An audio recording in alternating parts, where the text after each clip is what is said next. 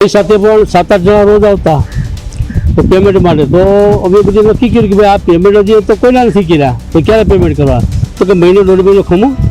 અમે અમારા પૈસા જો નહીં હશે તમારી પ્રોપર્ટી વેચીને આપી દઈશું તમે શાંતિ રાખો બધા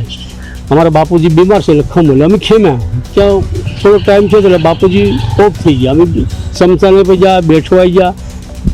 એની ક્રિયાક્રમ પૂરો છે પછી બેઠક કરી અમારી સાથે તો કે તમારા પૈસા 8 અઠવાડિયામાં અમે અમારી પ્રોપર્ટી વેચીને આપી દો આજ દિન સુધી એવી વખત હજારો મિટિંગો કરી પ્રોપર્ટી એ કંઈ વેચી નહીં અને હજી હેમાંગ સંધુલાલ જાની નામે પ્રોપર્ટી છે વેચીને અમને પૈસા હજી આપ્યા નથી અમે હવે અમને ત્યાં 3 ભાઈઓને અમારે ગોલ્ડ ખરીદી થઈ ગયા